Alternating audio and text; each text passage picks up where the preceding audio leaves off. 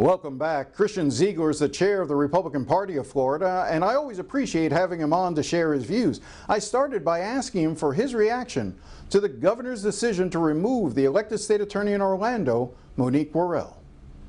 Yeah, look, this state attorney there, she was backed by George Soros, her campaign, and he went around the country and installed people into these state attorney positions. And then once they get in there, they stop prosecuting criminals and they let them run wild, and it makes the community less safe. And the governor has a duty and a responsibility to keep Floridians safe. And if he has to remove a state attorney for not doing their job, I'm all for that. I go to Orlando often. I want to make sure that I'm safe when I'm in Orlando. I want my family to be safe when we're in Orlando. So I think that action was a good one. It's been celebrated by a lot of people that are from that area. They have a lot of concerns with some of the criminals that have been let go that haven't been prosecuted. And I think it sends a message that if you're not going to do your job, there's going to be some accountability, which you actually never see in government.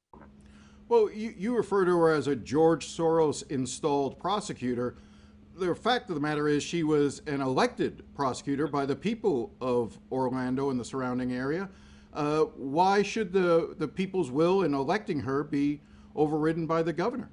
Well, when you have an activist in there as state attorney that's ignoring, prosecuting certain types of criminals, that's making the community more dangerous, the governor has a duty. And if he didn't remove her, people would be blaming him for not using every tool in his tool belt to keep Floridians safe. So I think the governor is doing that. That's what his focus was, and that's what his focus is. And that's why you saw that action be taken.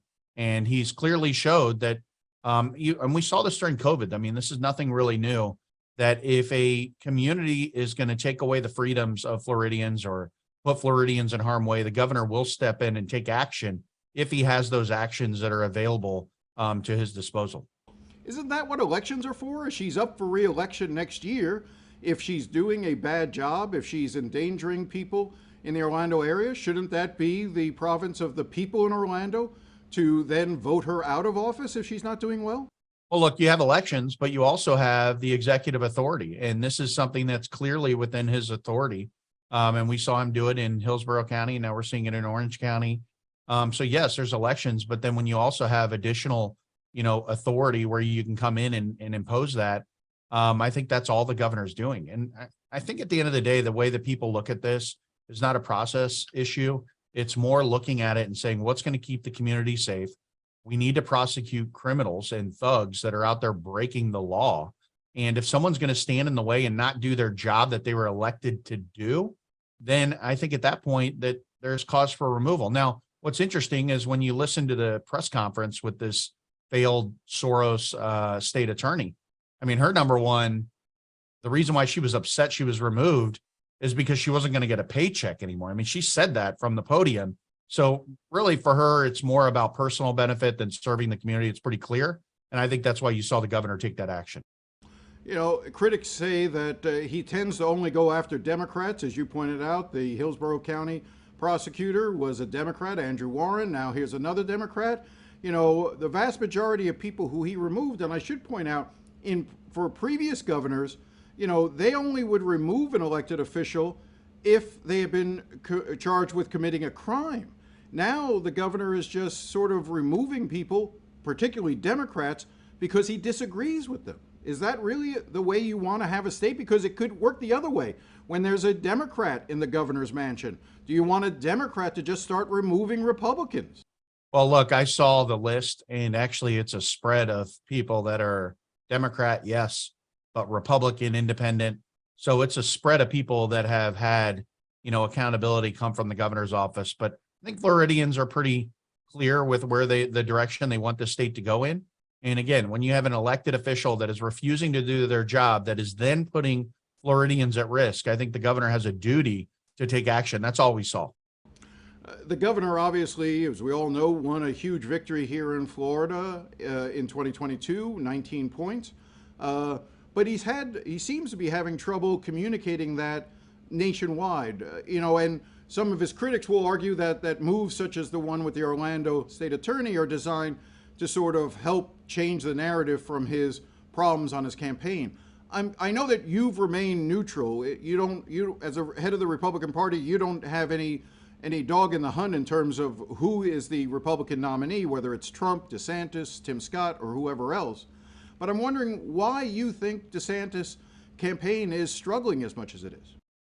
Well, look, I mean, yes, I mean, as you mentioned, the Republican Party, we're going to stay neutral. I frankly am waiting for a nominee to be sent our way, and then we'll make sure they win the state of Florida in the general election. So that's what I'm focused on. Everyone has their different pieces of the pie. That's my piece that I need to make sure we deliver on. But the second part of this is running a national race is totally different than inside a state, obviously. More geography, other areas that people don't know you. It takes time to build up your name, but then you're also going against an individual with President Trump that he has a long history of support and his base is very strong that's behind him. So I think it's a challenge, but there's time, I guess, to bounce back, but that's going to be on the campaigns. I mean, again, I'll let them speak for themselves on what their strategy is or, why something's working or not working. I'm going to be laser focused on building the Republican Party because if President Trump's the nominee, we need all the DeSantis supporters behind him. If DeSantis was the nominee, we need all the Trump supporters behind him. Otherwise, we can't win the election. So we're going to be out there fighting to make sure we have the organization ready and that we're unified going in the general election. I have a good relationship with both men. I think Governor DeSantis has been an outstanding governor. I think President Trump was an outstanding president. It is, I will say, it's great from Florida's perspective to have two of the leading candidates coming from our state. I think it really highlights just how pro-freedom and conservative and the quality of politics that we have coming out of Florida. You've segued nicely into one of the reasons why I did want to talk to you. 2 weeks ago, I had the head of the Democratic Party in the state of Florida, Nikki Fried, on. She was talking about her efforts. She's putting $1 million, she said, into a voter registration effort to try to regain some of the lost ground to the Republican Party. I guess I wanted to get, your reaction to what Nikki Fried is trying to do on the Democratic side, and then, but more importantly, what are Republicans currently doing when it comes to their voter registration efforts, and what do you see the path ahead? Look, the Florida Democrat Party is a failed organization. They're fleecing their donors. They're throwing money at a problem that they're not going to be able to solve until they focus on the root of the problem. Last cycle, they committed $2 million towards this effort, towards voter registration. And instead of increasing their voter registration, I think they want to do like 500,000 or something. They actually lost 130,000 registered voters. So they threw 2 million, lost 130,000. Now they're pledging 1 million. But on the Republican side, we've seen our registration actually go from, we were down 4.5 years ago. There were 250,000 more Democrats in Florida than Republicans.